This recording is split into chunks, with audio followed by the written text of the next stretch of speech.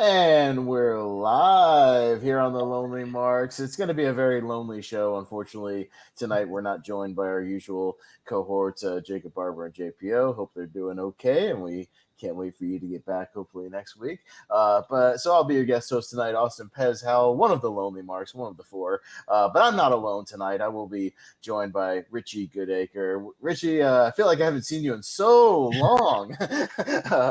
Richie and I were just talking about Last Crusade over on Wheel of Movies here on this channel just a few minutes ago. But what's going on, man? Ready to talk some wrestling now? Yeah, man, talk some wrestling. Talk a pretty damn good show in Forbidden Door, I thought, and then go through what should be another decent show on paper. So I'm looking forward to talking about this and going through it and hear your thoughts. So yeah. We'll definitely get to Forbidden Door in just a minute, and then we'll do Money in the Bank predictions here at the end of the show, and then I've got Jacob's predictions in front of me as well, so we can at least drop those, and JPO will drop his in the chat the next day or two, I'm sure, so we can have that in order. But I do have two quick news items, both AEW related. So we'll talk about one thing that was just announced a day or so ago. Blood and Guts, July 19th, their War Games will be officially the Blackpool Combat Club versus the Elite in their Blood and Guts thing. So what do you think about this one, Richie? Looking forward to that? Yeah, no, I am looking forward to it. I'm guessing it's going to be Blood and Guts sans Bryan Danielson, as we'll get to later on. Right, because he's got a really messed up arm that apparently is worse than what they initially thought now that they've taken additional x-rays and such. Yeah, I've seen his X-ray. It looks gnarly. Yeah. So I'm guessing it'll be Moxley, Claudio, Yuta, and maybe Takeshita versus. They might keep him around because I saw that Ishii was going to be on Dynamite, or at least was on Dynamite this week, right? So maybe some of those guys are hanging around in the States for at least a week or two, maybe. So maybe they can Yeah, in there. Yeah, and then maybe you throw in like on the other side, maybe you just keep it the Elite, but maybe throw Eddie Kingston in there as well. Mm-hmm. Because he's sort of part of that storyline, like with John Moxley at the moment. So I'm looking forward to it. It's their sort of annual thing. It's their War Games. It's sort of established now. It was sort of no hidden secret that's probably what they were going to build towards. Obviously, ideally they probably would rather with Bryan Danielson, but that's generally how it happens. What happened? Can't avoid these things. But it should be fun. I guess this will be you'd think that might be the blow off of the feud eventually. This thing it seems like a feud ender. I'm guessing maybe the Elite go over somehow. I'm just guessing, but it should be fun.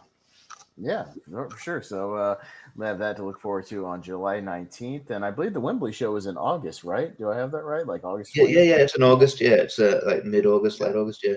Yeah, so that'll be their next big pay-per-view show. Looking forward to that because I guess they've sold about 35 or 40,000 tickets so far from what I've seen. So they're gonna have a pretty big crowd. They've sold more. I think they've sold like 65,000. Wow, they might have like a literal full house or pretty full Yeah. house. I mean, it's definitely going to be their biggest crowd they've ever had, which is kind of crazy. So yeah, maybe they should travel the world more and start going around the world. I know Impact's doing a couple of shows in Australia, right? But I did actually look up on Google Maps, Richie, where you were into where they were, and it's about 13 hours from where you are. So I'm guessing you're not. It is weird. We're sort of me and my friend are joking about it because out of all the places, like I think they're technically, I think they're probably in the country right of this recording. They're going to a place. It's not even a huge place. It's called Wagga Wagga. I was like, "What's Wagga Wagga?" I've never heard of that at all. Not Melbourne, not Brisbane, not Sydney. Not any of the usual. Not Adelaide, not Perth. Wagga Wagga, which is it's interesting. I guess like I don't know, and it is it's interesting that it is I think one of the people that things funding it is the New South Wales government. So maybe they just wanted, to get more get more tourism in. I don't know, but yeah, I mean, out of all the places, like I would have, if it was somewhere in Queensland, which is in Brisbane, I would have gone. Right. But yeah, it is. It's weird. It's weird that like GCW is coming here in August. Oh, it's weird that GCW is coming here before Impact. Yeah, that's weird. Are Yeah. they coming anywhere near you for that one, or is it Yeah, somewhere yeah, far yeah. away? I'm going. They're going like a half, like probably about 40 minutes from me. Oh I'll go. wow, that's nice. That's convenient. So I'll go. Let's say Uh, live GCW report. Yeah, I've yeah, never been to a GCW show. yeah, I was hoping to go if WrestleMania was going to be in Las Vegas, which I had rumored for 40, but it's not. It's going to be in Philly, and I yeah, don't want to go to Philly because Philly's a shithole now, and I don't want to go there.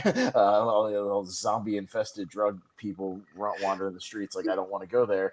But if it was going to be in Las Vegas, I would have gone and presumably would have been able to see a GCW show there because everybody runs around WrestleMania weekend.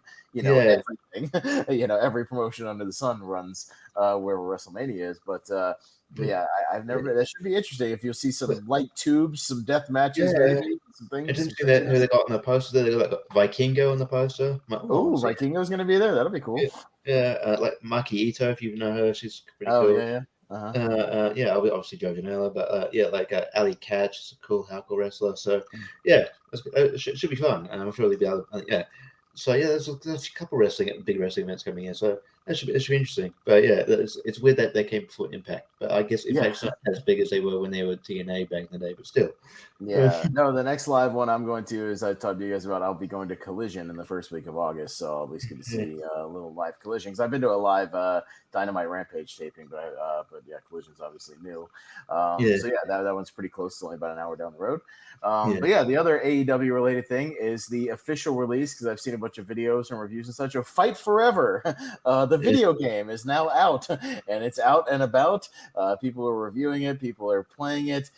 Reviews are maybe mixed, I would say. Some people are Okay. digging it, maybe some people not digging it as much. Have you seen any of the reviews of the gameplay videos, Richie? I haven't had a chance to check out the reviews. I assume they would be mixed, but yeah, like I was a bit like, from seeing some of the footage, it's a bit iffy, but like I've sort of come around to it. I was seeing sort of more footage of what's included, like like Stadium Stampede, and like like you could apparently you can like you can win like I saw like you could win up to like 5 belts and so like you can that's it like I saw an image of Kenny Omega Oh yeah. like with like 3 belts on him, and I mean that's cool. And then and so like that aspect, but then like yeah, so they're trying to. I think Kenny Omega was heavily involved in the making it, so but and he's really inspired by No Mercy on S64, which is a very highly Well, regarded. it's also Acclaim, which is the same company that made No Mercy, so that makes Yeah, sense because which is very it very much looks like an updated version of No Mercy, like a little bit, like in the design yeah, of it. yeah, which is a very highly regarded game, but just which is I mean no, that's cool, but it's just sometimes it's jarring to see that on like a new next gen console. You're One like, okay, that's good. that was like more than 20 years ago, Yeah, it essentially. just Yeah. like okay. I mean, like it's cool, but these graphics, yeah. So, yeah, but yeah. So I'm a bit hesitant, but I'll play it, and yeah, because I usually get you know I'll get any wrestling game. Although I was duped by WWE 2K20, so ever since then I haven't got any Right. WWE game. Like I used to get WWE games like day of release, Mhm. or we used to pre-order WWE game. After 2K20, I was like, what? I'm gonna wait for reviews and then I'll pick it up. But I'm the same way where it's like I don't know if I want to drop $50 or $60 on Fight Forever, but if it goes on sale for like 20 or $25, I may drop it and play it. yeah, For now, I'll watch some of the compilations and things that I'm sure will be on YouTube within the next week of people doing stuff or people uploading new yeah, things. I did find one interesting thing on one of the reviews that the entrances are very short. It's like kind of like the early SmackDown games where it's like 5 to 10 seconds of an entrance, not like a full thing. Like they come onto the stage, there's like pyro and a little bit of the songs, and that's it. So it's very interesting. Like they shorten that aspect, and it just mm, almost kind of jumps right into the match. okay, And yeah. so yeah, But they're a little toned down. I don't know if that's they just didn't put as much effort into that part. They just wanted to focus on the gameplay. I don't know. I, Uh, I yeah.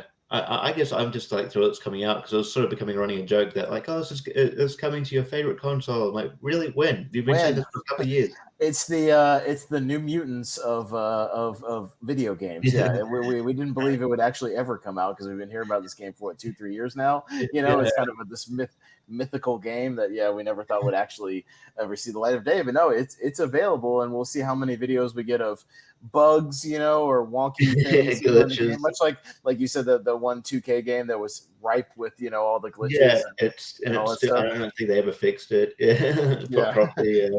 Right. Yeah. So we'll see how it irons out. I've seen some people are kind of digging it that it's more of an arcade style wrestling game, kind of a pick up and play. I have heard good things about the actual being the elite or whatever path to elite, whatever they call it, the actual career mode. Is pretty good. It has some good stuff in there. But I've heard other aspects like the creative wrestler is very very basic. Like there's not much to it, Yeah. as much as the 2K games are, and like I said, a few of the things it's just not a very deep game. Like match types, there's only about 6 or 7 actual match types as opposed to these 2K games, which have damn near every match you can think of, kind of Yeah. included. But they only have, I think, even the specialty matches. There's like the Casino Battle Royal, ladder match, the exploding barbed wire thing, which is interesting. I mean, excluding that, Which is interesting considering like that was kind of that match was mocked because it's probably like their most done match. Apparently, there's a glitch in the game, or not a glitch, but like if you play it enough times, you get it to where when it does the explosion, it just does the poof, like nothing thing. Yeah, just like the sparklers, like it doesn't actually explode, which is kind of the thing they included, like as an Easter egg. So at some point, if you play it enough times, it'll do that instead of the big explosion, which is fun. So they at least acknowledge that in a way. Yeah, they can laugh at themselves, but other than that, there's not even like a cage match or anything like that, or blood and guts or anything. You wish they kind of included stuff like that, but yeah. I guess like I did hear like I think it was like from like Evil Innes, and Evil Innes really is a big game guy, so he probably has like internet. So I know like they might not like release sequels of the game; they'll just provide like updates, So like you might get like eventually you might have an update with blood and guts in it and like certain suicide. So yeah. Yeah, well, I know they're trying to do these DLC packs with on like the current roster because they made the game like 2 years ago with that roster, essentially. And so it's got weird people that are not there anymore. You got people who are stars right now who are not in the game, like FTR, things like that. Well, yeah, you got like I think Cody Rhodes is in a WWE game that came out. He's in WWE game, the most recent WWE game, and he's in the most recent AEW game. It's kind of. Oh yeah, I was gonna say there was somebody else who had a crossover like that, but yeah, it doesn't have some of the current people who kind of jump ship. But it is what it is. It's like even with those, any sports game, it's only as recent as the most recent roster, so I get it. But as far as the development stage, but yeah, we'll see how that pans out. I'm sure we'll see plenty of videos on it here in the next couple of weeks. We're doing things on it, but yeah, we'll stay on the subject of AEW for now, and we'll talk some Forbidden Door. Not really go match by match, but we'll just kind of talk about some of the highlights and the things that stood out. Obviously, there were some matches that really kind of blew the roof off of the place and had some good. There were some matches that kind of ended abruptly here and there. As we'll talk about with Bryan Danielson, but for reasons. But overall, I think a pretty solid show. What are your kind of overall thoughts on the show, Richie? Because I hadn't talked to you about it. Because I watched the show along with JPO and Jacob on a stream. We all kind of watch along, and I knew you watched it. I watched it a bit later. But your overall thoughts on the thing, and then we'll get into some more specific stuff. Oh yeah, I really enjoyed it. Like there was definitely some matches that I thought, like maybe they could have been a bit more, but the ones that I think I had, there were definitely the two I had. Well, one I had high expectations for, definitely delivered. But yeah, overall, it was a really good show. We'll get to it, but I mean, I feel like maybe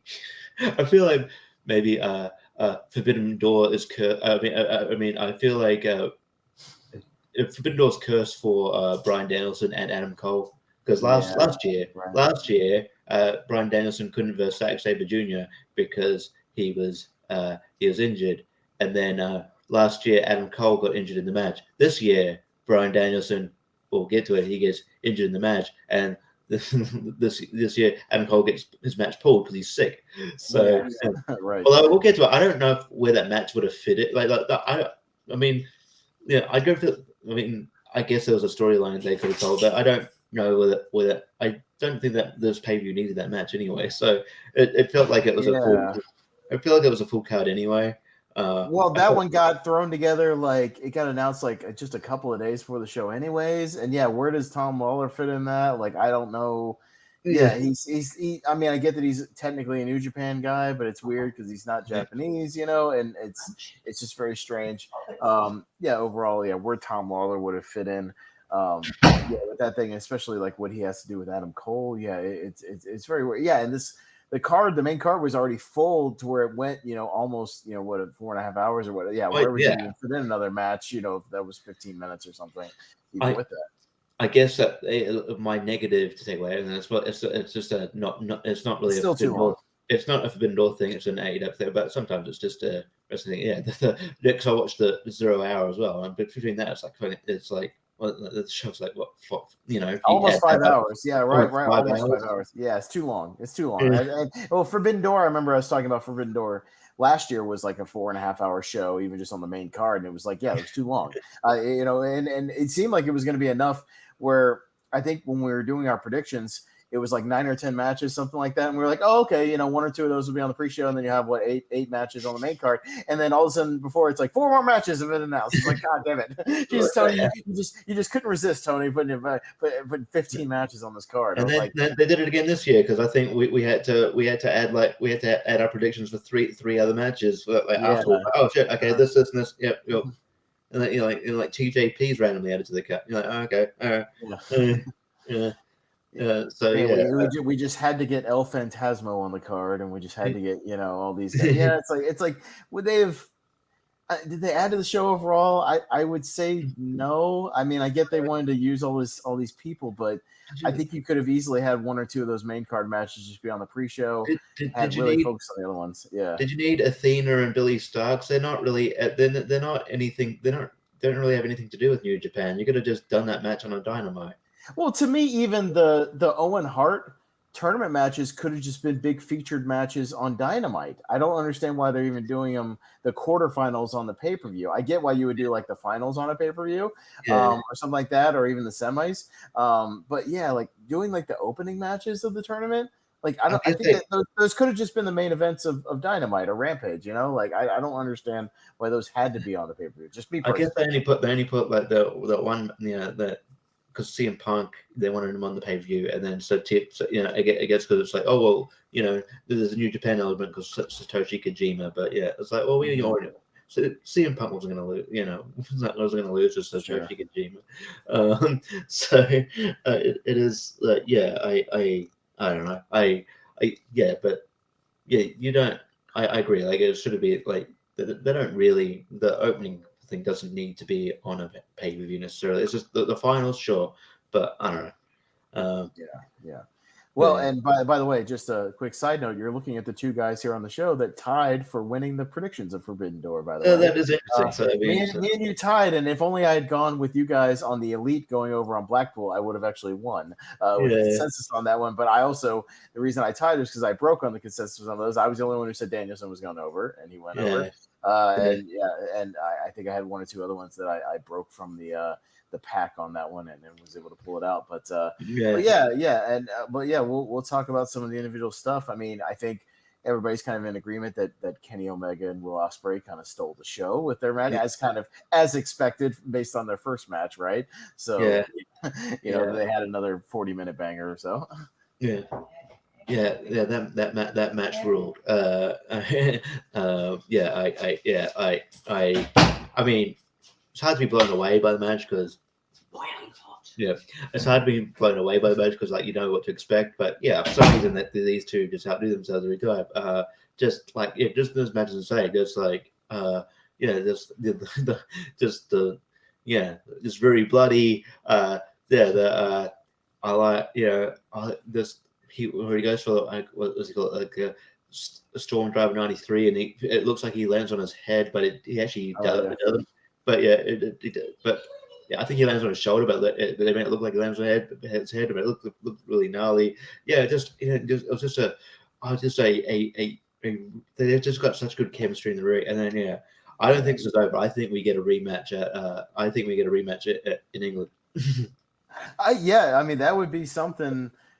I mean, it would be a little quick for a rematch, I guess, because we had such time in between the New Japan match and this match. But I mean, I wouldn't be opposed to them doing the rubber match in England. I mean, it would certainly be a main event quality for that, that setting, that stadium for sure. Yeah, You put that match together, and that's going to give people something to look forward to. As far as a highlight, because the way things are going right now with MJF not being usually in the main event of the pay per view, despite being the champion. They usually have something else kind of yeah, main eventing the show, yeah, for one yeah, reason or another. Because even on the previous one, what was it? Anarchy in the Arena was the main event, right? So, yeah. yeah, it's that thing where you could see that one. I don't know if they'll do it or not. We'll see in the next couple weeks, kind of as the card gets put together. Probably. Well, I guess they'll build the blood and guts first a little bit, and then they'll probably start building to the card for Wembley. I'm sure they have an idea of what they want to do, but we'll start seeing maybe some seeds get planted. But yeah, that match was awesome. It was what everybody expected it to be. It was pretty brutal. Everything was crisp and clean. The only negative I had for that match was Dom Callis getting ejected and then coming back and not being ejected again immediately. Like, and Yeah, the referee just kind of ignoring him. If he had gotten ejected after, like the spot, if he had just stayed out there the whole time and then got ejected after interference, that would have been one thing. But yeah, him getting ejected and coming back out again, I always hate that in wrestling when it's like, then what was the point, of them getting ejected in yeah. the place? Yeah. It's Yeah,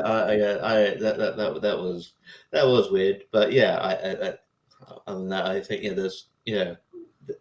just I don't know. I think we talked about it with like people like Sammy Guevara. It's like just like the crispness in which Will Ospreay can pull off those like aerial moves, and they made a point to say like all the high flyers back, or the aerial assassin or whatever they called him Mhm. is back. So yeah, and yeah, I guess this. You mean that they're technically, I guess, 1-1 now, so I guess they have to some rubber match down the road. I don't know if like that they also have like a all out pay per view like a couple weeks after the. With like it's like 2 weeks after the Wembley show. It's like really strange, Yeah, right? It's like I'm it's like not. Wembley's like August 20th or something like that, and the other all out's like September 3rd or something. It's like 2 weeks later. I don't know. Yeah. It's very Hmm. excuse me. Richie had to eat and I had to cough. I'm sorry. Yeah. So I don't know about that decision, but like yeah, but so then they might wait till then. But I don't know.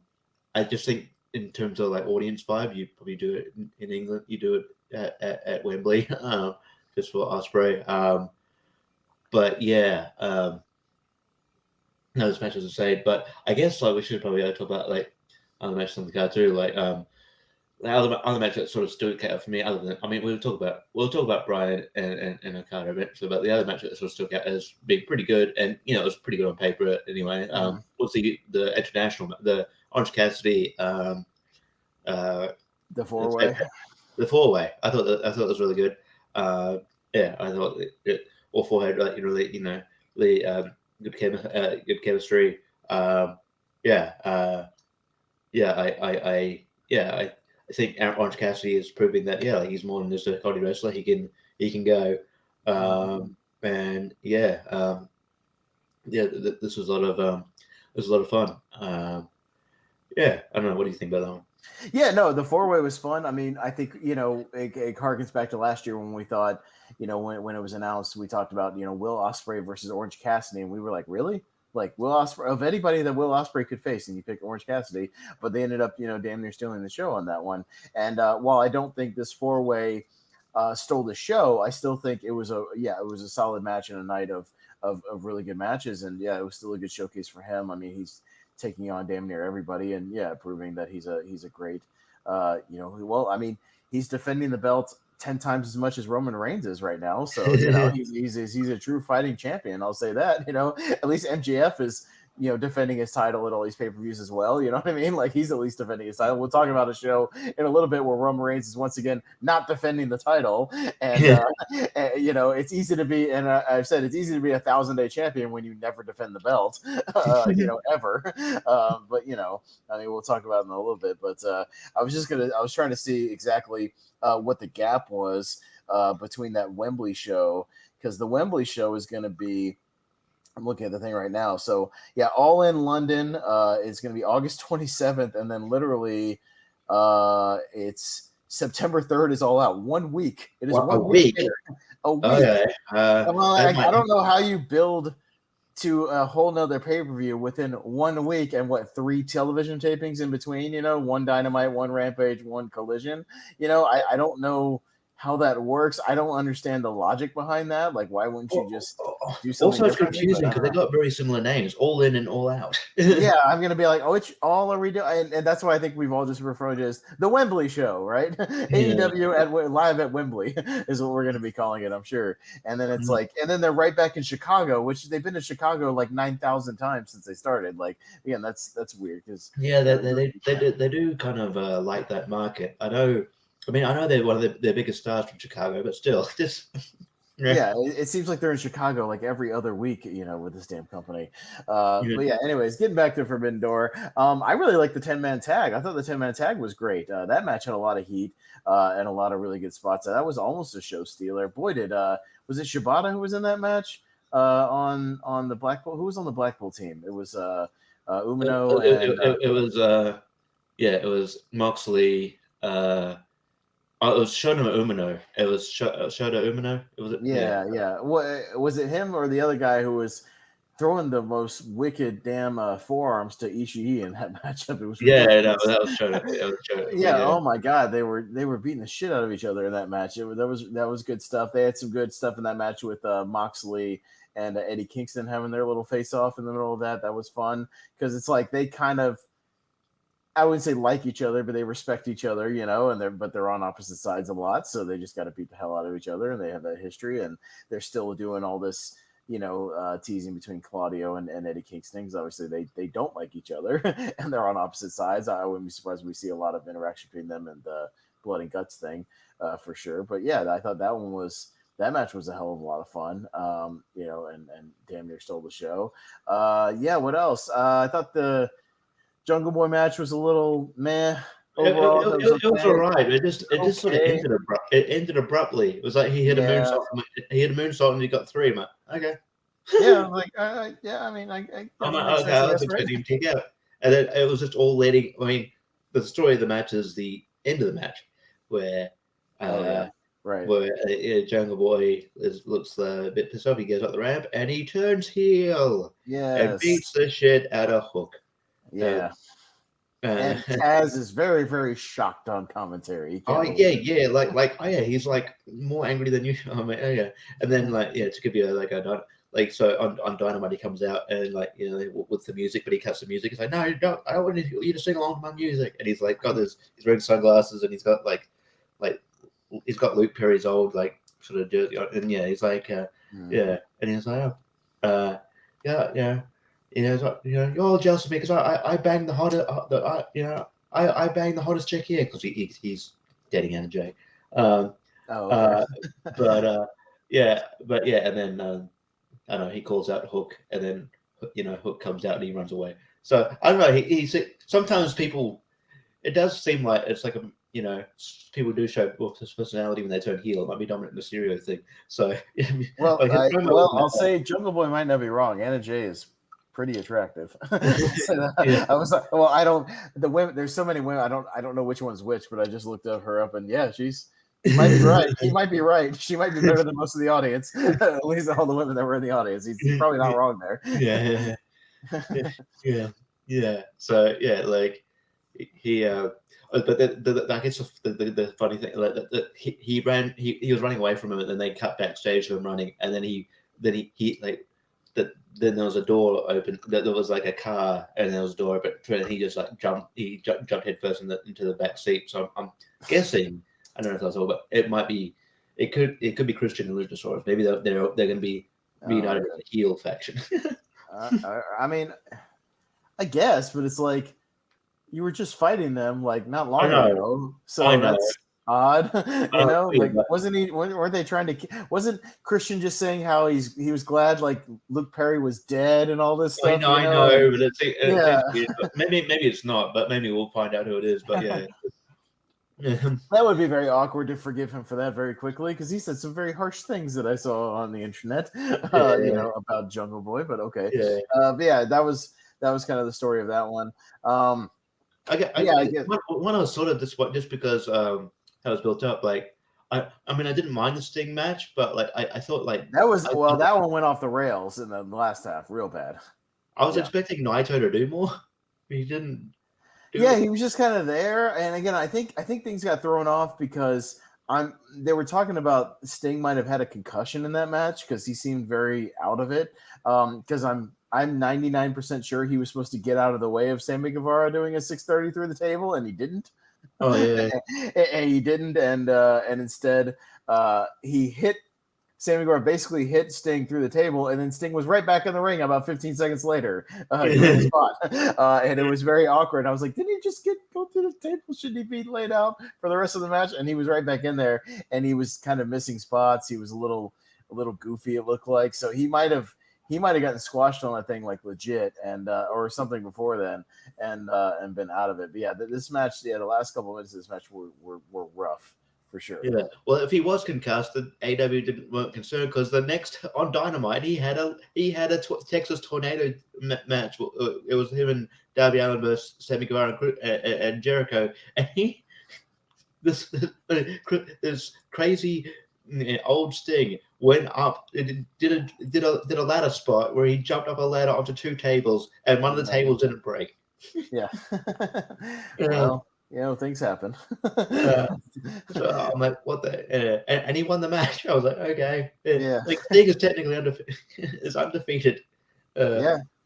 No, for sure. But yeah. So that match was a little off the rails. MJF's match was very old school, kind of as I thought it might be. A lot of old school heel face stuff. A lot of literally old school moves and spots. I remember we were doing the watch along, and they did the old classic spot where MJF's doing the abdominal stretch right by the ropes, and we were doing the watch along because I've done this spot as a referee, and I was like, oh, he's gonna do the I'm holding the ropes behind the ref's back, 3 times, and on the third one, the ref's gonna kick his arm out and he's gonna do a hip toss. And what happened? He did the 3 time spot. He kicked the arm and did a hip toss. It was exactly the same spot I've done like 4 or 5 times in matches over the years. So yeah, he did that. They were doing big superplex stuff. It was very kind of classic heel and face. Again, another match where I don't think anybody believed Tanahashi. That's going to be his gimmick now. He's gonna just lose title matches at Forbidden Door every year. They made a big point when he did the abdominal stretch. Was it like Inoki's move or something? They made a big point of like, oh, like he's doing Something that to like that. But yeah, at the same time, it's an old heel spot I've seen 8,000 times in different matches. You know what I mean? Like it's not. I don't think it's directed at anybody. But yeah, it's just kind of a classic thing to. MJF's that type of character where he's not going to care about doing flashy moves. He's like, I'm just going to do stuff, and you're going to watch me. I don't care. Yeah, and then he came out with a robe that said New Japan is an indie. No. Well, that's fun. I like MJF as a character more than I love his wrestling overall. But I do like him. But yeah, he's very old time. But again, it's different. It helps him stand out on the shows at least. You know what I mean? As like the way he wrestles, the matches he has. It's different where you can understand why they don't always have him in the main event because he's not going to be the flashiest, crowd getting match. But again, even based on his character. I liked the press conference at the last pay-per-view where he was like, somebody asked him, oh, you weren't the main event of the title match. Are you okay with that? And he's like, yeah, do I want to be rolling around in Jon Moxley's blood? No, thank you. I'm fine. No, I'm good. I'll be fine to do this and go home, he plays into it with his character, which is fun. Yeah. And also even like he made the kind of he had a reason for like it being the opening match. He was like, oh, well, I want to. He goes, yeah, like I want this match on first because I want to, the less amount of time I spend in Canada, the better. Right. So, No, yeah.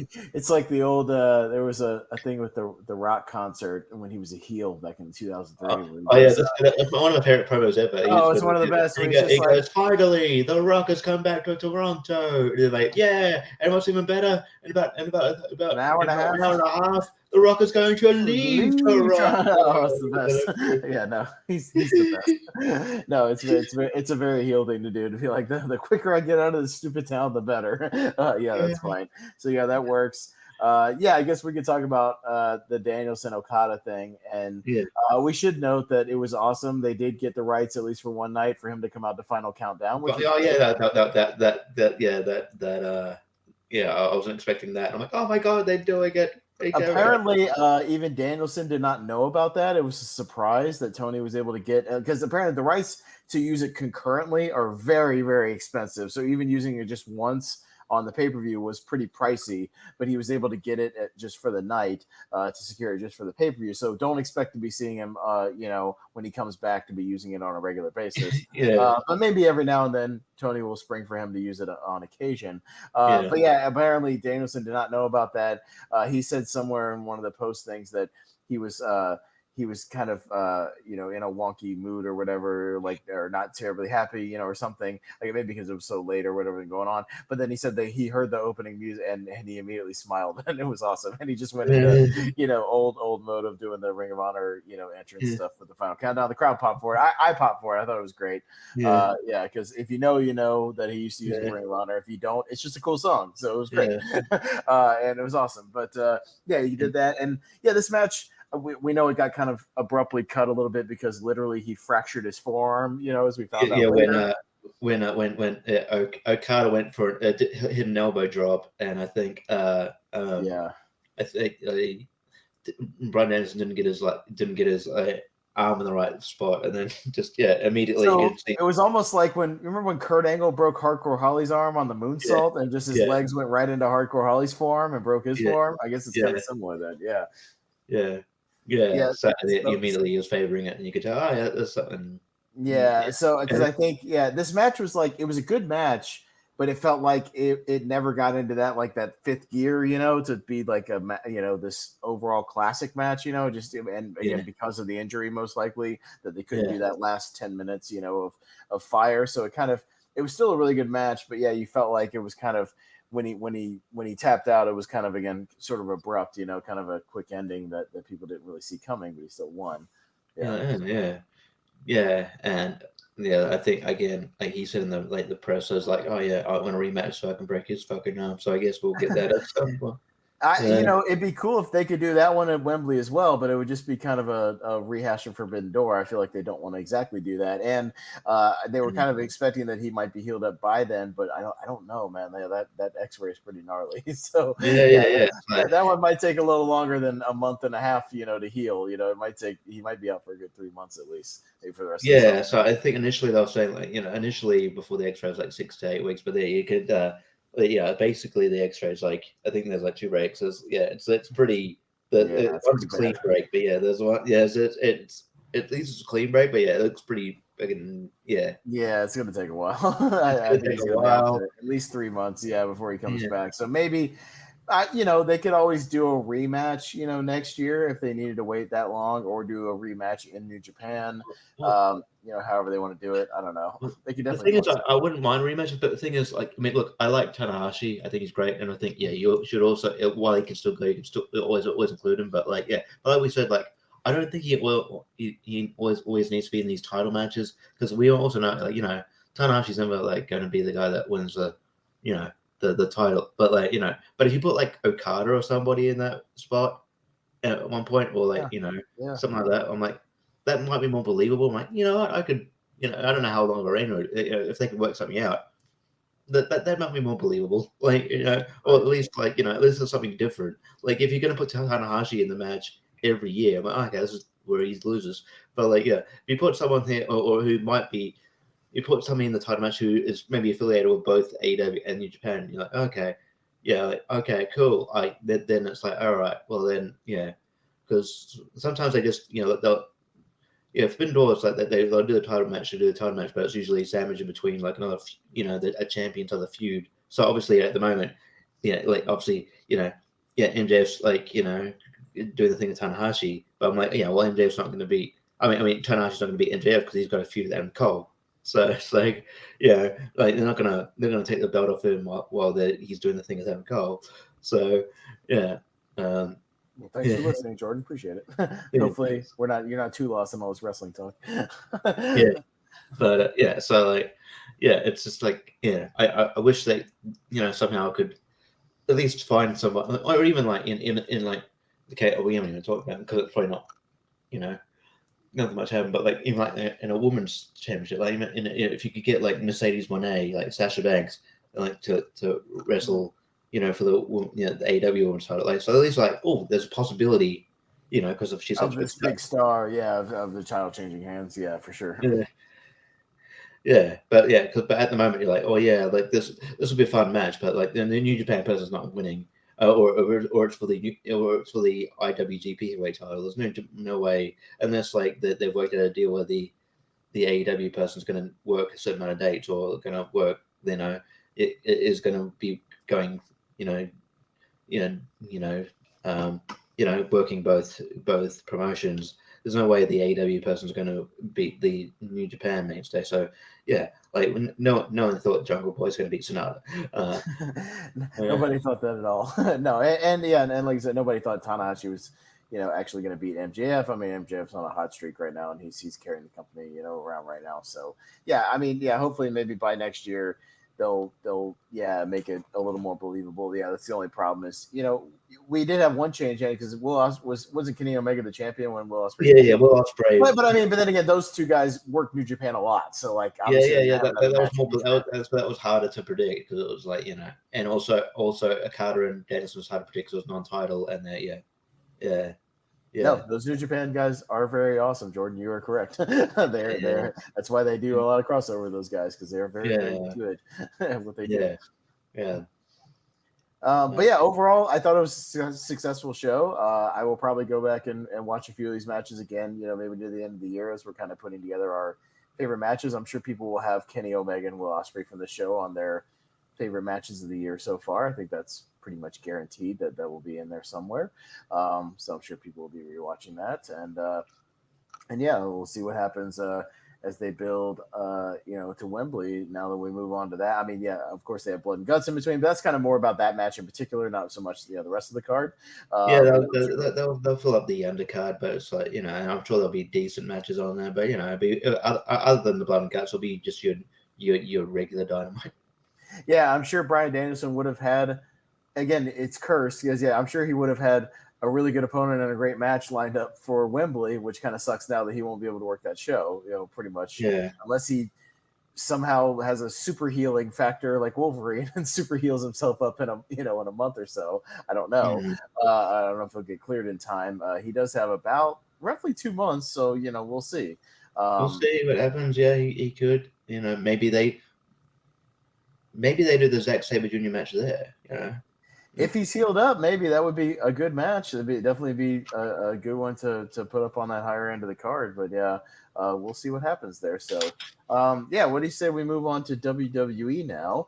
And let's talk some Money in the Bank. We should say, kind of leading into this, I guess the biggest newsworthy thing storyline wise was we're going to talk about the Jey Uso officially breaking up the bloodline promo where he super kicked Roman Reigns. I saw that segment online where he did the whole, and it was a great little swerve because he did the whole "you out," and then he goes, "And you know what? I'm out too." And then he kicked both of them. That was a great spot.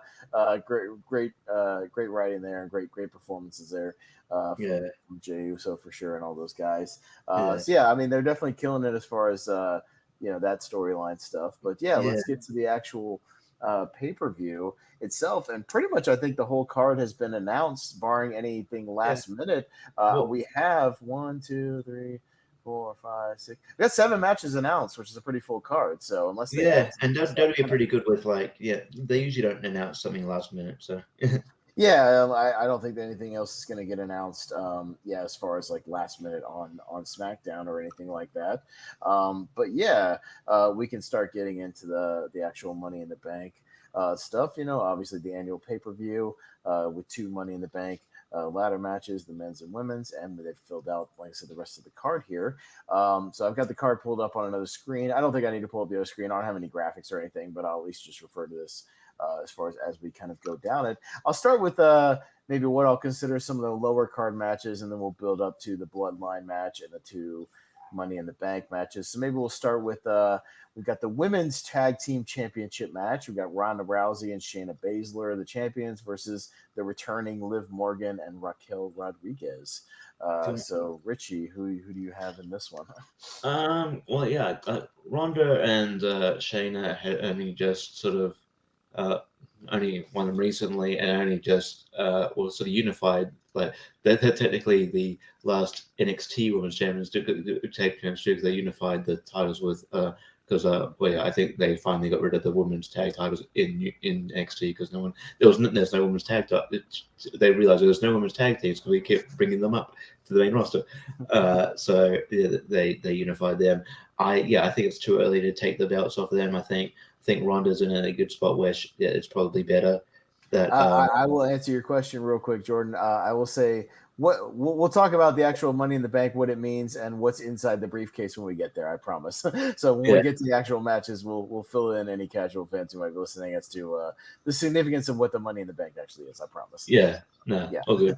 But yeah, I think like she's gonna like yeah because I think she's in a like she does definitely serves a purpose, but I think she's definitely like in a spot where where she shines, where it's like yeah, I think Shayna does help her. Shayna's a better, I'd say Shayna's a better worker. Shayna and I think that they feed off each other pretty well because they've got chemistry. They're legit, good friends. She's a lot better heel, and I think you don't want to take that momentum away from them at the moment.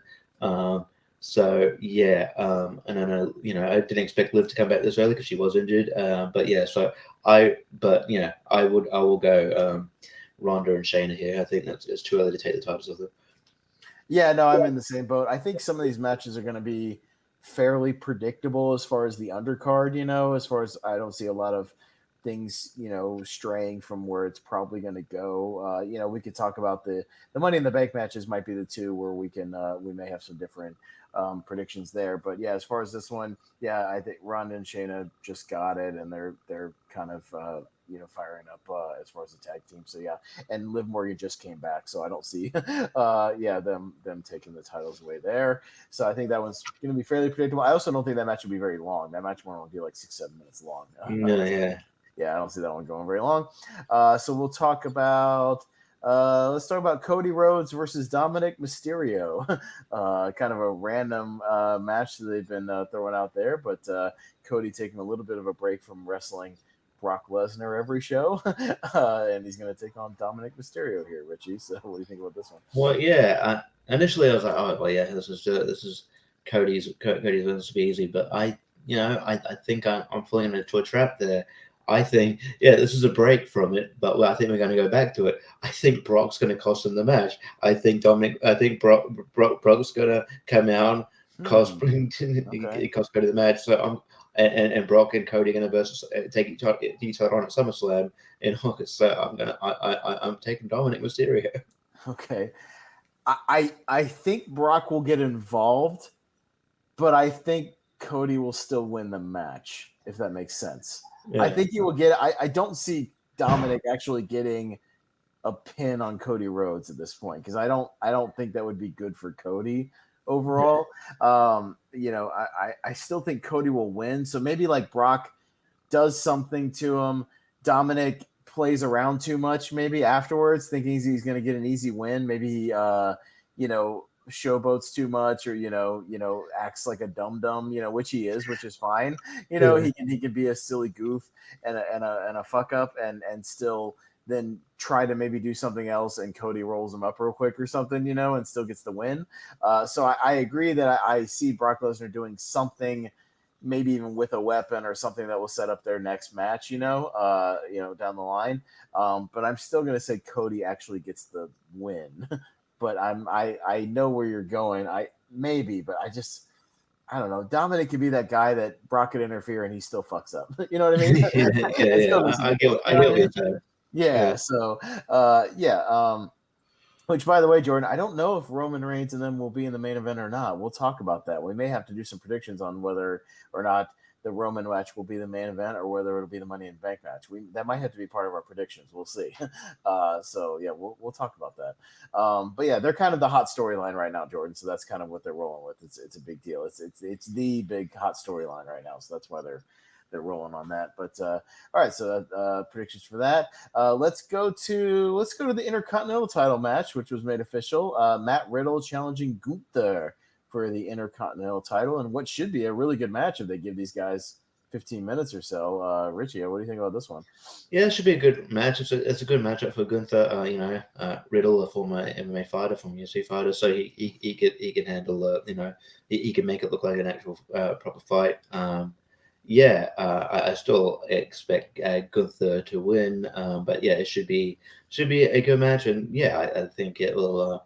I think it'll be a good back and forth, but yeah, ultimately, I think Gunther will continue his reign. I don't actually expect him to lose it until at least. At least WrestleMania next year, I'm thinking. Yeah, Yeah, I don't see him losing it at all until whoever he faces at WrestleMania. Like, I think he's going to hold on to yeah, it for a while. Like, I don't think at yeah, all. I yeah, mean, yeah, I don't think Matt Riddle has had enough of a push to really be a viable challenge. I mean, not a viable challenge. I just mean like him actually beating Gunther. I don't see that happening. yeah. Yeah, he's just on a hot streak right now. I mean, yeah, I think they will have a really good match. They've had a match, I think, they've had a couple matches like in Evolve and stuff. Involve, So, yeah, so yeah, they've had matches before that you can look at. But yeah, they're good matches because definitely they'll have a hard hitting match for sure. I just hope they have a nice beat the hell out of each other, match, and it should be fun, at least for 15 minutes. Give these guys some time and let them throw down. I think it still should be good. yeah. So yeah, that'll be good. Yeah, and next we'll go to, let's see, we'll do, yeah, Seth freaking Rollins versus Finn Balor for the World Heavyweight title. Again, another one where maybe it's a little predictable, maybe not. I don't know. Richie, what do you think about this one going in? I do like the build for this match. Like they're building that they're kind of talking. They're playing off when they fought years ago, where Finn won the Universal title, but ultimately it was a very short reign because he got injured in the match. But yeah, so they're playing off that, and Finn's actually got like an edge to him. They're finally, you know, they're finally, it's like for the longest time on the main roster, Finn's just been there. But I finally feel like he's hitting his stride as like this kind of this badass, and he's trying to finally, sort of getting the better of Seth in these beat downs and exchanges. But yeah, that being said, I think it's too early in Seth's reign to lose to Balor, but I think they'll have a really good match. I think they have good chemistry. And I like the story being told here. So yeah, but I think Seth will win. I think he'll have a decent reign here. He might just hold it to maybe WrestleMania as well. I predict Seth will hold it for a little while longer. So yeah, but it'll be fun. Yeah, no, same. I think Seth will hang on to it here. But yeah, if they give these guys a good 15, 20 minutes, I think they could have a heck of a match. Maybe even a show stealing match. It could be that good if they let them do their thing. Yeah, but yeah, Seth is he's hot with the crowd right now. He's hot with the fans. He just still fairly recently won the title, and yeah, I don't see it going anywhere yet. Or pulling the trigger on Balor. So yeah, let's go to the women's Money in the Bank. This match. one's hard. Yeah, this one's going to be tricky, and yeah, we'll explain for people like Jordan. So the Money in the Bank is, yes, it's a literal Money in the Bank briefcase that they hang from the ceiling that you have to climb the ladder. It's a ladder match essentially. You got to climb the ladder and get the briefcase. And what it is I don't think we've ever seen inside the briefcase, but supposedly there's a contract for a title match essentially inside there. But usually they just hand the referee the briefcase when they go to cash in. That's why they call it Money in the Bank. It is there's a cash in that they can use anytime, anywhere, at any show for a year to cash in and get a title match right then and there. So literally, you can do it after a match, before a match, middle of a show, whenever you want. There's only one time we saw it was in there, but that was different because when Asuka won the Money in the Bank, the champion I think at the time was Becky Lynch, but she had announced that she was pregnant. So what they did was they just announced, oh well, actually, it's a surprise. You didn't want a contract in the Money in the Bank. The belt was actually in the Money in the Bank.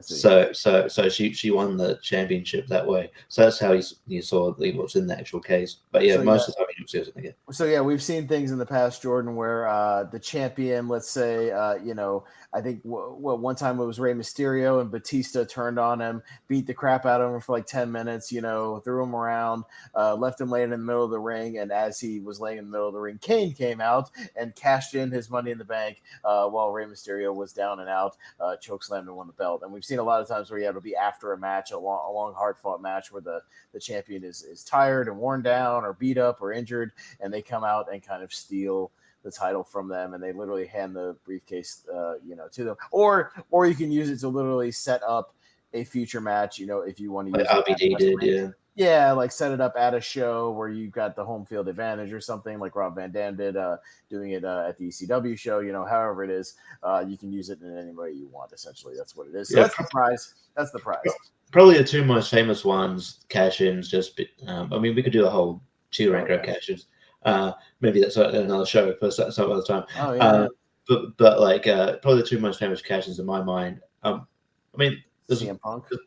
Well, yeah, that's a good cash-in. But like I would say, Seth Rollins at WrestleMania, just because the highest of the century, the Michael Cole's call the highest of the century. But I'll also say like Dolph Ziggler's cash-in on Del Rio. That crowd went nuts. Yeah. So yeah. Well, also because it was the first time it ever got used as far as like a post match out of nowhere. The Edge one to John Cena at the Revolution one was pretty out of nowhere because it just caught the crowd off guard because it was the first time it ever been used like that.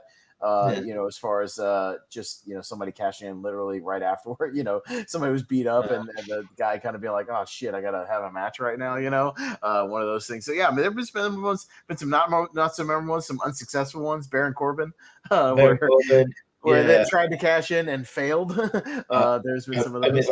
Otis won Money in the Bank, and then they realized, hey, he shouldn't be a Money in the Bank guy, so he just like lost a match to the Miz for the Money in the Bank case. You can lose the actual briefcase if you put it on the line.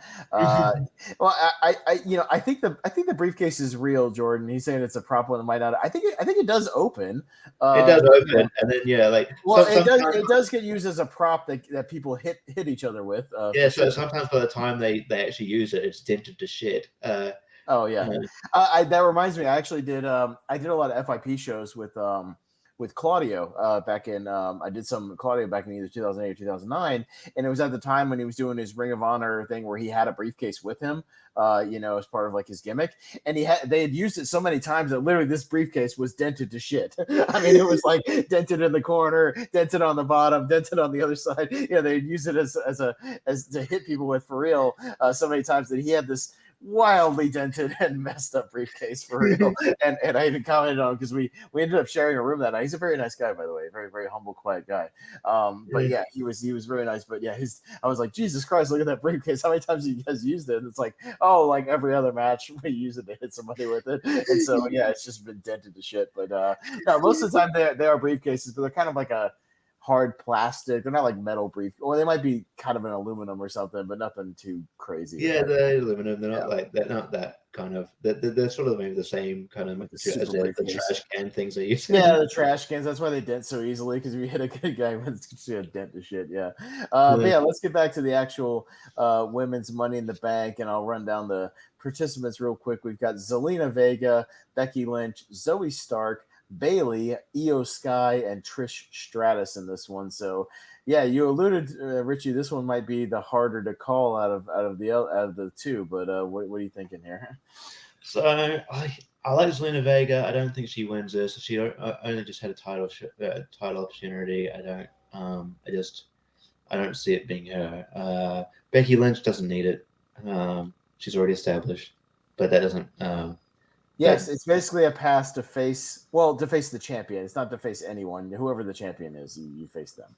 Yeah. So you can face them at any time, anywhere. So literally, if you Well, want to inject yourself in the middle of a match like Seth Rollins did, where it was a one-on-one match and you suddenly turn it into a three-way match, you can do that. Or like I said, well, well, you could beat them up afterwards or whatever you or want to you do. can do what I mean. I don't think they'll do this again, but you can do what Austin Theory did and try to cash it in on the US title and fucking Which would lose. be really stupid because why wouldn't you just go for the biggest title? That's really dumb. Yeah. Yeah. Yeah. But so yeah, it's I don't think it's Zelina Vega. Becky Lynch doesn't need it. She's established, although that doesn't hasn't stopped them before from booking them to win. I just don't think she needs it. Zoe Starks possibly. I just think maybe next year. But she could do it. I could see it. Who else did you say? There's also Trish Stratus, Io Sky, and Bailey. Bailey, maybe, but she's won before, and she's established. She's great. So in my mind, it's either Io Sky or Trish. I know Trish is established; she's a legend, but she hasn't won that thing before, and I think I think it would be kind of, it'd be kind of an interesting story of Trish winning it. So I can see them putting on it. I'm just because they're kind of doing the thing where like, oh, there's ascension in damage control, and like Bailey's getting a bit jealous. I mean, they might have held off on the storyline because Dakota Kai's injured, but I'm going to tentatively go with Io Sky, but I can see Trish winning it, but I'll go Io Sky. Okay. Yeah, I might be inclined to go the same way only because, yeah, it would factor into the damage control thing where they could do, we talked about if Io Sky had won the title at one time, how it would be an interesting, thing with Bailey being like the leader of damage control, right? But having one of her underlings be like the champion, how that would make, good for the Yeah, drama, for on-screen drama. You can say the yeah, same thing for Io Sky winning the Money in the Bank thing instead of Bailey, yeah, and then maybe they have a scrap within the match, yeah, like fighting over it. It could even come down to those two at the top of the ladder, yeah, fighting over it. yeah, So it could, but then again, it could come down to those two, and then Trish Stratus pushes them both off and takes the whole thing and swerves everybody. I don't know. yeah, And which would be interesting. But yeah, I mean, I don't know if Trish needs it either. She's a Hall of Famer. She's a like I don't see what good it does her. So yeah, I'm also going to go with Io Sky because the other ones I don't know if it. Yeah, if they didn't really need them, yeah, because the drama with Bailey would be good, and then Becky's fine. She'll be all right. She'll probably challenge for it anyways. Challenge for the title anyways, whatever, pretty soon. So, yeah, we'll go with that. I'll save the men's ones for the main event. We'll save that one for our final prediction. So let's go with the Bloodline. We got since Jey Uso pulled the trigger and then dismantled the bloodline. We have kind of the bloodline collapsing here. We've got Roman Reigns and Solo Sikoa versus the Usos and their kind of first face off. First of what I'm sure will be many bloodline collapsing matches, over the next few months. Won't be the only one. But yeah, this is the first time. So what do you see happening in this first one, Richie? Well, yeah. I mean, you kind of imply where I was going here because it's not the first one. I don't think it's the first one on the first like bloodline collapsing thing. I think the next where they go is I think. I mean, yeah, logic tells me not to vote against Roman because they always have him going over. But I think Usos go over, but Roman doesn't take the pin. I think Solo takes the pin, and then Roman gets in the coming months, Roman gets pissed at Solo, and that's when they kind of break up. So, and then maybe you do a Roman and Solo program down the line. So I'll go Usos with one of the Usos pinning it with Solo eating the pin, and then teasing that dissension. So yeah, but I mean, yeah, it could easily go Roman because it could easily go the Roman's way because he's their golden child. But Yeah, this one's kind of tough to go with too, because I like your logic that the Usos could go over by pinning Solo, not Roman. Obviously, they're probably not going to get a pin on Roman, but you could also see Roman pinning like Jimmy, and keeping the thing going with Jay or something, and maybe saving the Usos getting that big win on those guys for the next show or something. I don't know. Yeah, I don't know. Yeah, I'm really split on this one too. Because usually I'm the dissenting one that never votes against Roman, pretty much, and I haven't really for the last couple of months or so. I was the guy who predicted he would beat Cody at WrestleMania, and unfortunately I was right. Because just with Vince McMahon booking, still in control, you just never know. And that's going to be my logic for this: is Vince McMahon is still in control, so I'm going to say Roman and Solo go over somehow in this one. Probably Jimmy takes the pin. And they do something with Roman and Jay here. I don't know. So I'll say Roman and Solo, but I don't like it. I'll just put it that way. But yeah. So let's get into our men's Money in the Bank, which I guess we could also do our predictions.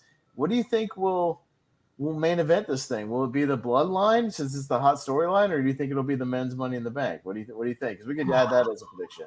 And same thing with the opening. The thing is, we'll throw them out there. I mean, I wouldn't if it wasn't for the late addition to Logan Paul. I would say I don't know if the Money in the Bank it main events this show, but because Logan Paul, I don't know. I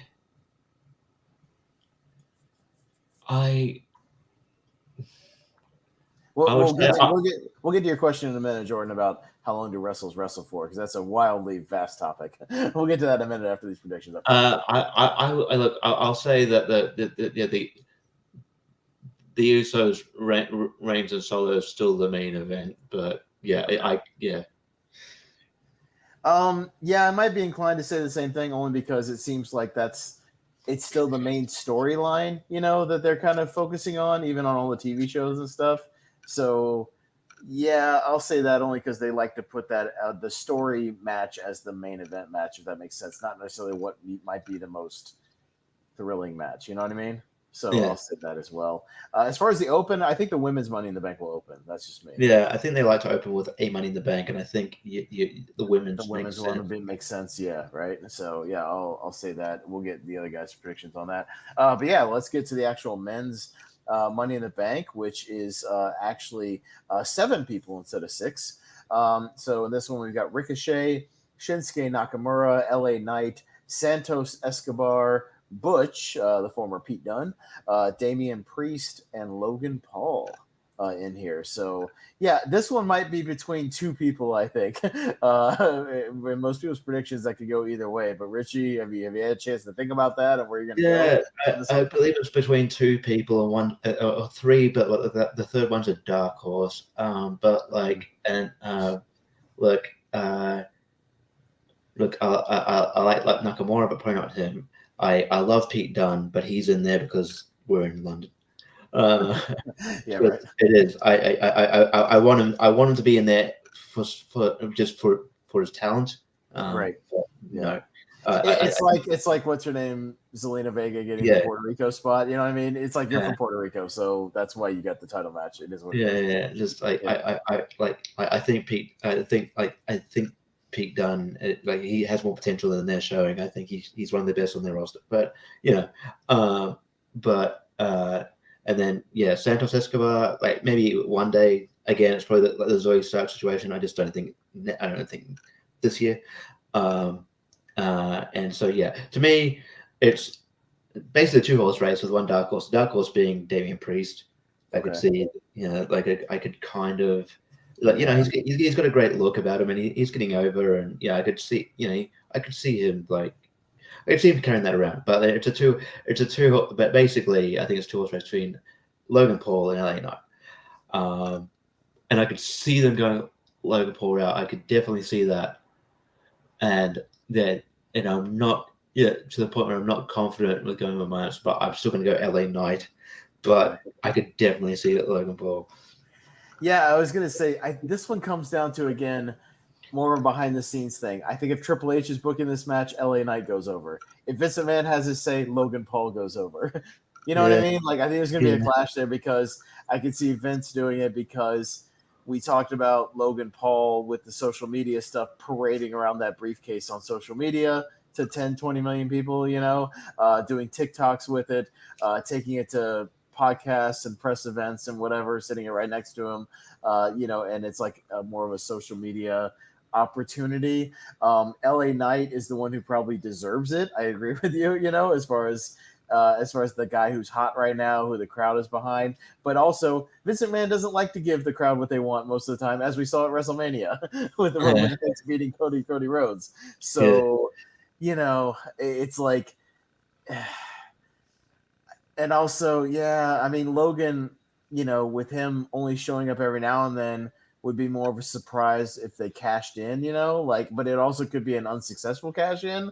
So yeah, I don't know. Like, yeah, I want LA Knight to win, but it's like how at WrestleMania I wanted Cody to win, but I still went with Roman. I want LA Knight to win, but I'm going to predict Logan Paul on this one. Fair enough. So yeah, I that's what I'm going to do because I don't know if they'll be able to resist. Plus the fact that they just added him like a week before, 2 weeks before Yeah, the card, was like yeah, I don't know why else you would add him and not somebody else from the card if you weren't going to have him do something with it. So yeah, I don't know. So yeah, I don't like it, but I'm gonna go with it. But hey, we've got some different predictions here, so there definitely won't be any ties. yeah, I know Jacob had very, yeah, he picked L.A. Knight, Io Sky, Cody, Seth Rollins, Reigns and Sikoa, Rousey and Baszler and Gunther. Again, a couple of those are a little easier to predict than other ones. I don't know what JPO has yet, but we'll get those very soon before the show. But yeah, it should be, again, we say that they're in London, so it should be a hot crowd, I hope, much like Clash of the Castle. I think it'll be a hot crowd. They seem to have some success right now going to foreign lands and having shows with hot crowds has been very successful for them lately. So I think yeah. it's a good idea. I think the crowd will be into it. They'll be happy to see everybody, and hopefully it'll be a good show. So And I believe that, I mean, I don't know if it's fully confirmed yet, but I think they're looking at going to India in September. So, yeah, I do, yeah, think it's, yeah. Well, like, you do have some hot crowds in America. It's good to venture out and do pay-per-views elsewhere now and again because, yeah, like these other, the hot crowds are reason because they're starving, these, you'll get more people because they're starved more, they don't get access to wrestling as much as other, American market does. So yeah, I think it kind of maybe they'll go to Australia next year, Richie, and do a pay per yeah, view. yeah, oh yeah. Like I went to that Maybe. a few years ago, like 2018. That they did that Super Showdown or whatever. It was just like Yeah, yeah. it wasn't like a proper like premium live event or whatever it was, but it was like it was like a one-off show. But yeah, so I went to that. Like Buddy Matthews won the cruiserweight title. That was interesting. That was cool. But then you had your kind of circus, but it was basically kind of almost like a Saudi show. You had like Triple H versus Undertaker, both past their prime, and it was a very good one. It wasn't a very good match, but yeah. But it was fun for what it was. But yeah, so but I think I think eventually WWE will go to, if not Brisbane, at least Melbourne or Sydney, and then I think AEW will probably go to Melbourne or Sydney as well. So yeah, Yeah, no, that would be cool. I could see them going to Germany for something because they've been to Germany a long time. yeah, and Uh, you could maybe you go to. I know he's Austrian, but maybe if you do Germany, you headline it with like Gunther going for the title or something. no, that'd be awesome. Yeah, I mean, he would definitely be a superstar there with all of his roots to WXW and stuff over there. Yeah, Yeah, for sure. yeah, I've always wondered why they never really the only show they did that one show a few years ago with Brock Lesnar, but the show in Japan, I'm surprised they haven't gone back to Japan again. yeah, yeah, And then recently, at least go to Tokyo or Osaka or something and do a show. yeah. I know You're they did that one that was it wasn't really a pay per view. It was like a The special Beast from the East or network whatever. exclusive, yeah, Beast from the East thing with Brock. But the crowd was really great for that one, and it Yeah. was a cool show as far as like didn't they do it at the Kirk and Hall or something like that?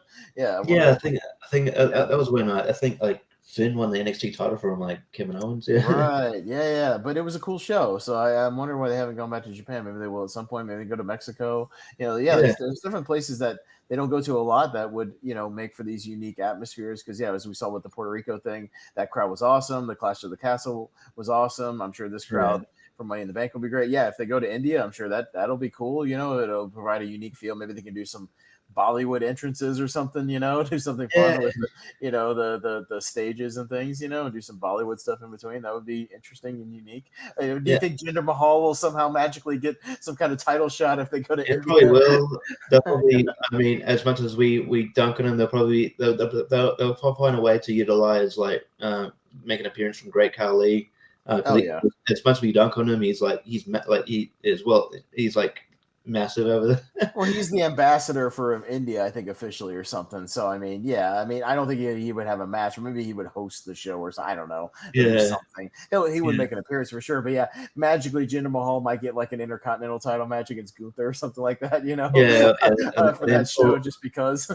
He might not win, but all of a sudden he'll be like competitive. Yeah. Yeah, Yeah. after being like jobbed out for ages, but yeah, he'll probably be competitive. Yeah, Yeah. or something like but yeah, no, I can see that. But yeah, so I mean that's sort of a step I can, and eventually like they initially closed down NXT UK because of the idea of like they're going to start like NXT Europe. I wonder if they're ever going to do that. That'd be interesting. Yeah. Yeah. But let me get to Jordan's kind of random question. So he was doing that. Now that we're done with our predictions, how long do most wrestlers wrestle for? Because getting on the topic of Trish Stratus, yes, she's been wrestling for over 20 years at this point, really about 25. But yeah, and he says, yeah, didn't Ric Flair wrestle for 40 years? Actually, he wrestled for about 50 years, really. He's wrestled for a long time. But to answer your question, it depends. It depends on the wrestler Yeah. because most wrestlers are kind of like football players or most athletes where they don't go much past their 40s or 50s for the most part.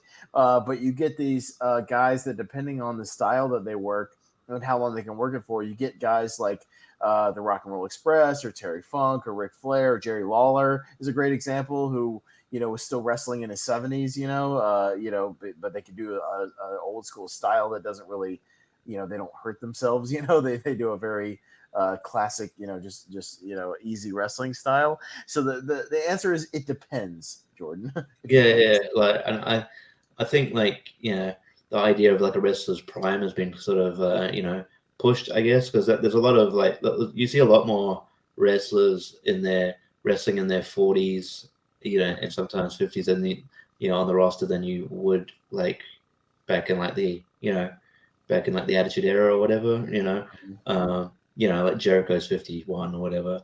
AJ Styles, Undertaker is what, 50 something, and yeah, he's and still he wrestling just a retired. while But ago. Yeah. AJ's in his mid 40s, and he's still going, and he had to adapt his style a bit, but he's still Sting very, is very what, good wrestler. 63 or 62, still Yeah, wrestling, still wrestling. But like I said, before his stroke, Jerry Lawler was still doing indie shows, and he was like 70 or 71. I mean, yeah, Yeah, I know a guy in Florida. He had a match with Simon Says not about a year ago. But he's got that style to where he can do a very old school, babyface heel match, and like not really take any bumps or anything and still wrestle, in a sense. the, Yeah, Ric Flair was 74, I think, with that retirement match, I think. yeah. I mean, Something like that. and if you ask him, he's still not retired. He reckons he's going to come back. Yeah, I don't want to see that, but I yeah, don't he want to see probably that. will. I regretted even watching the retirement match. It was very hard to watch.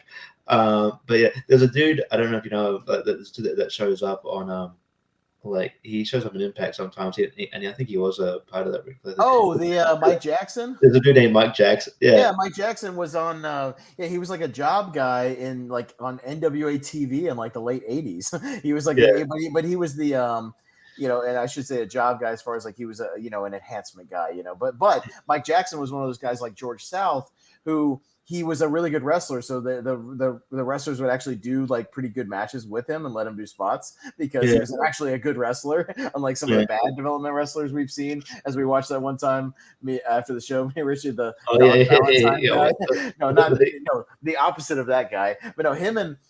Yeah, Mike Jackson and George South, those are two of the enhancement guys that if they worked a Flair or an Anderson or something like that, they would actually do spots with them and they would have good little matches. But yeah, he's what? How old is he? He's 63? in his maybe like early 70s, mid 70s, and yeah, like he pops up on Impact sometimes. He does this like he had a match with Trey Miguel recently. He does this funny spot where he like does this like old school thing, but he does an old school thing, but he just walks the barricade, but he continues to like just walk across. He continues to walk across like all the side of he walks across all the barricade with like the fans helping him, like holding his hand. He's 73, by the way, Mike Oh Jackson. yeah, oh yeah, yeah. But so yeah, and like yeah, yeah, when he's in there, he doesn't feel like out of place or anything. Like yeah, but yeah, so yeah, obviously like he has to be sort of carried a bit through the match, but yeah, it's still fun to see him around. I was going to try to Google the oldest active professional wrestler right now. It might be Mike Jackson, but I Yeah, found an article. So let's see, 14 oldest active. And this would be a fun thing to end on. Maybe yeah, run down this list. I don't know when this was written. I don't see a date at the top, but it's got to be pretty recent. But yeah, it's got to be pretty recent because this Sting is 63, so it's got to be pretty recent. yeah. So let's see what we got on here, Richie. Let's run it down. So we've got at number 14. It says Bobby Lashley at 45. Yeah, So yeah, he made this and you list wouldn't guess somehow. that Bobby Lashley's 45 because He looks the same as he did 10 years ago. he hasn't aged. He's more jacked than he was back then, back when he Yes. first started, and he's better. He's a better wrestler than he was when he came in. So we'll see what they mean by active on this because Mike Jackson might be older than some of these guys, but maybe they don't consider him like super active. So we'll see as far as the thing. But yeah, so we've got that. We go to number 13, Shelton Benjamin at 46 is still on the Yeah, roster. and Yeah, still good. he looks the same as he did when he debuted with the back in 02, 03. Yeah, Still looks exactly the same. yeah, Yeah, those guys are good. Scrolling down to Rey Mysterio, who is 47 and still killing yeah, it. yeah, and still good. Yeah, still very, very good. I know he will probably retire within the next couple years, I would say, like most I think he likely. said in his Hall of Fame speech that he was retired at 50 or something. Yeah. So we got Matt Hardy at 48.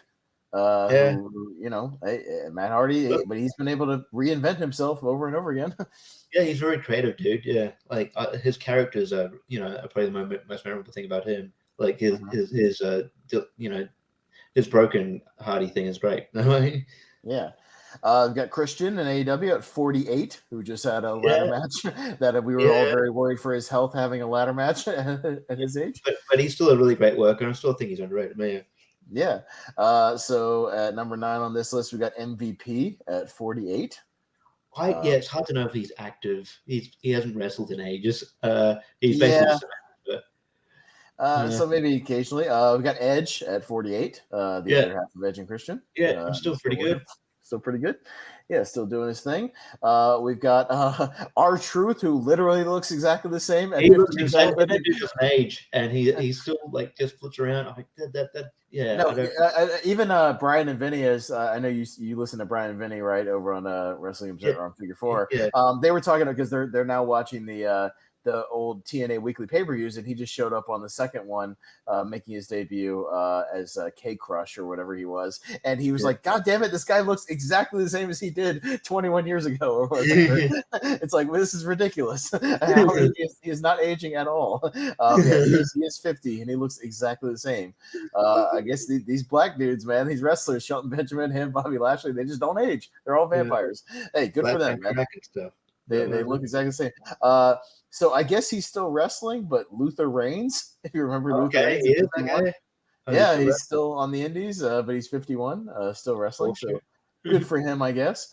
We've got Chris Jericho, like you said, at 51, still active and still doing it, still doing his thing, man. Pretty well. Yeah, still doing quite well. Still very high up wrestler. We've got Dustin Rhodes, 53. That dude, yeah, that dude shouldn't be as good as he is. That dude's really good for his He's age. really, really good, but he works smart. He works to his age, which I think Yeah, the smart guys that can still work know their limitations, and they still work, around their limitations. So I think Dusty yeah. Rhodes, yeah, he still pulls out a big spot every now and then, but he knows how to work smart. Honestly, it's funny how Chris Jericho's 51, he's 53. Dustin looks way older than Chris Jericho. I don't know He why. does. He Yeah. does. Yeah. Yeah, some guys age a little bit hard. He's got that Dusty Rhodes aging gene. What Yeah. can you do? 55 years old, Bill Goldberg, I guess, is technically still active. He could be in AEW at some point. So, Oh, you know, but yeah, I mean, you never yeah, know he with could him. have like a. I think he's looking at doing like like almost like a retirement tour sort of thing. Like Yeah. yeah, like Uh, yeah. okay, I didn't know he was older than Dustin, but Billy Gunn at 58 still looks great. Oh, Jesus Christ! And that not only is that guy still going, that dude is like that dude's huge. That dude's He's massive, jacked. and he's Yeah. one of the most over guys in AEW. Yeah. No, he's insanely over, and yeah, he's jacked and ripped and everything. But yeah, I guess the oldest currently active, I guess if you don't include guys like Mike Jackson who only work every now and then, or kind of a Jerry Lawler, but Sting at 63, the Yeah, oldest yeah, okay. active roster member. I guess active roster member we should say, as far as Yeah, like wrestling on a semi-regular basis. Because yeah, Mike Jackson's kind of an attraction every now and then. Obviously guys like Ric Flair is just once here and there. But yeah, Sting, the oldest right now, is 63. So I hope that yeah, answers your question, Jordan. Yeah, most guys don't make it out of their 40s most of the time. Most of them retire by the time they're kind of, in their 50s at least, unless you're a yeah, guy that can adapt your style. Or a lot of them still hang around the business and still, yeah. as trainers or, producers or something like that. But as far as active wrestlers, it's kind of a rarity. I Yeah. mean, the Great Muta only retired this year. Well, how old is he? Only. Oh God, he was like 70 or something, right? He had to be. Yeah, I'll look up his thing. But yeah, he just had his kind of retire match recently. Oh no, I'm sorry, he's younger than I thought. He's 60, so he's younger. yeah. He is not aged very well though. He looks 70 or 75. Yeah, yeah, yeah, He's yeah, a yeah, yeah, little yeah, older. yeah. Yeah, He's one of the guys that didn't age very well, unfortunately. But what are you gonna do? But yeah, I think that's a good topic to end on. Yeah, Jordan was saying, yeah, well, it's different with stuff like NBA or, like I said, American football, just because the punishment they take on their bodies. The NBA with their knees, running around and their legs, the wear and tear. With football players, it's the same thing. The wear and tear on their legs and their shoulders and things. So they're kind of forced into retirement. Most football players don't play more than most, even the ones that play 20 25 years are usually the kickers who don't get hit a lot. Things yeah, like that. yeah. And if you and it, Soccer players, European football, don't last much longer either because of how much they run around with their knees and things. So yeah, like if I think if you're like old, I guess if you're older, like I mean, if you're an older like like soccer player or football player or whatever, like it's different because like in wrestling, like if you're old, like as long as you can do a few things, like you can be carried to a good match to make you look good. mhm.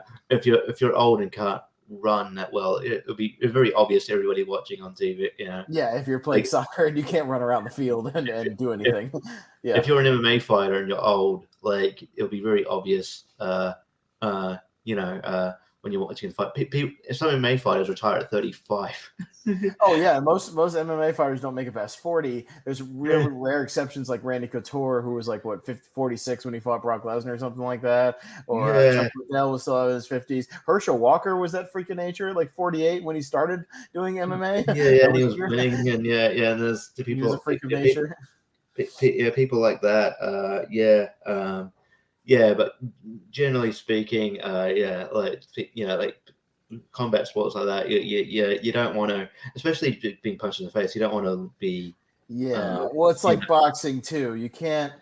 It's a very rare thing as somebody like a George Foreman who came back to boxing at like 45 and won the heavyweight title. That's a rare thing. Not that's the exception rather than yeah, the rule. Yeah, guys who get punched in the face repeatedly usually don't have very long careers out of their 20s and 30s. So yeah, yeah. So yeah, I found your question, but Jordan. yeah, wrestling it's literally it depends on the kind of wrestler you are, how your body holds up. But yeah, in general, it's very similar to athletes. A lot of them don't go past their 40s or 50s. Like Just because of the wear and someone tear. like I don't know, like I know he dunked on him a bit, but someone like the Miz, I think could go to his 50 if he wanted to.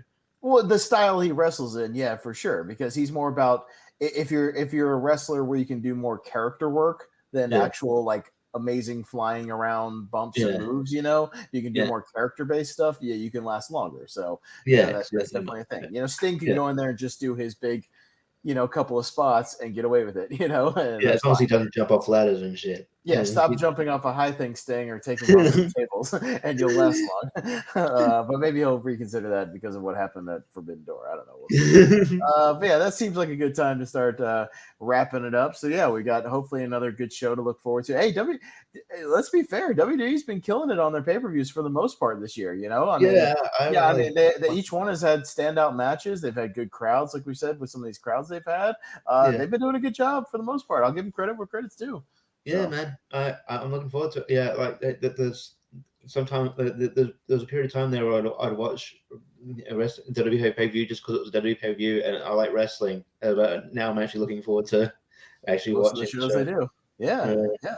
No, it should be a solid show. So we'll see what happens. But yeah, we'll wrap things up. Any quick things you want to plug or mention real quick before we get out of here this year? no, not particularly. I mean, I guess wrestling related. I will probably on ne- so, Sunday 8 p.m. Eastern. I'll be on it doing a tag match with uh,